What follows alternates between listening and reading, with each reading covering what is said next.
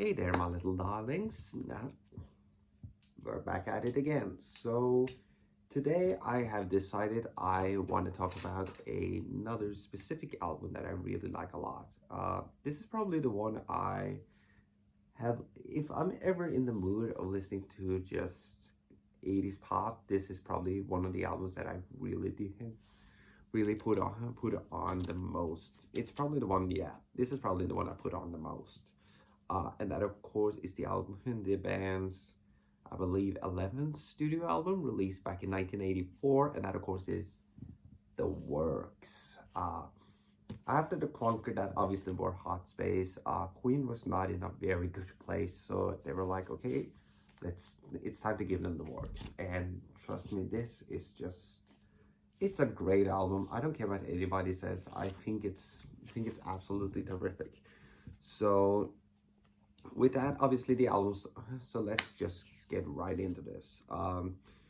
It obviously starts off with Radio Gaga, and yeah, it's a bit of just a simple big 80s pop song, but you know what, I think it's catchy and I enjoy this one a lot. It's definitely one of my personal favorites. I really dig this song a lot. Then, of course, it goes into, I believe it's Tear It Up. Yeah, it's Tear It Up. And it's the one thing I kind of hold back on this track. I really like the song, but I do not like the production on it. It's way better when you hear them play it live, either live in Japan or live in Budapest from '86 or live at Wembley in '86. It's definitely much better because of the drum sound. I do not like the drums on this. Production wise, I should say. Roger deliver on his playing, but the production on the drums do not really do it for me.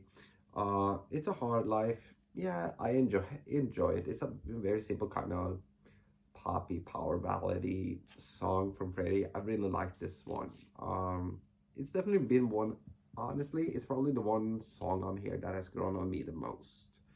Uh, because I know it was released as a single, but it didn't do a lot for me for many years. But over time, I've come to really appreciate it and really enjoy this song. Then we get Man on the Prowl, which is kind of this Jerry Lewis type song. Like they're trying to do another kind of crazy little thing called Love thing back again. And yeah, it's okay.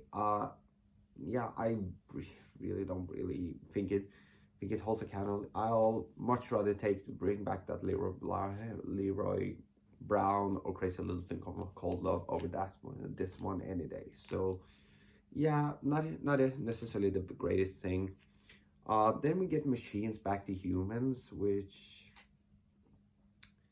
honestly, yeah, I think it's supposed to be kind of like a continuation from Radio Gaga with this kind of sci-fi futuristic electronic thing, and I definitely like the harmonies on it. Back to Human, I really enjoy that element of it, but overall, yeah, it's probably not necessarily one that I revisit a lot.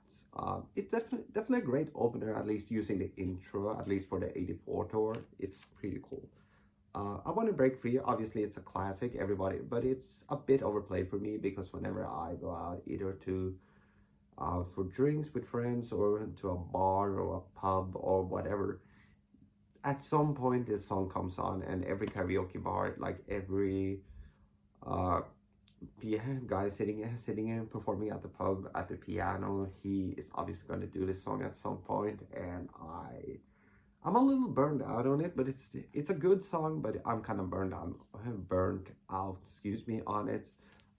Even though I also had to say the album version is kind of very different from the single version. Like the single opens up with this kind of more keyboardy intro, where this one is a little bit more straight to the point. So it's very, because it pretty much, I think if I remember correctly, it just opens up with the bass element, like ding ding ding. Well, that's actually not the bass part. That's from The Flash. theme song. Anyway, but I think it's a pretty cool pop song. It's very anthemic and everybody can sing along to it, so it's good. Then we get keep passing those open windows. I really like listening to this one when I'm in the car. Uh, I just think it's a very enjoyable song. For some reason, I think it fits to maybe something like a Top Gun movie or something. I don't know why. To me, it kind of fits into one of those 80s soundtrack movies, or the soundtrack to one of those movies from the 80s, I should say. Anyway, um, moving in, of course, we got Hammer to Fall, which is awesome. It's absolutely killer on this album, and it's definitely one that I really like a lot. It has easily one of Brian May's greatest riffs, in my opinion. Uh, and of course, the album closes up with "It's This the World We Created," a track that really is cool to hear live, at least in this time period, to have this kind of reflective song that is a little sappy, but I really think is one that I've come to appreciate over the years. So that is kind of my thoughts on the works. Like I said, it's definitely, and it has a decent production to it. A lot of great songs. Is it one of the greatest ones? And I guess that depends. I think it depends on what you're into. If you're into 80s pop, then this 80s pop or 80s pop rock, this album does it for you. If not, then you're probably gonna feel a little bit disappointed. But overall, I think I'll give this one a 4. Yeah, I'll give it a 4. 4 out of 5 feels right to me. So with that said, I am gonna head out, and make sure to like, comment, subscribe, and make sure that you also share this video, so that way we can get more people into the conversation on these great albums, this great music, because you know what? The more, the merrier.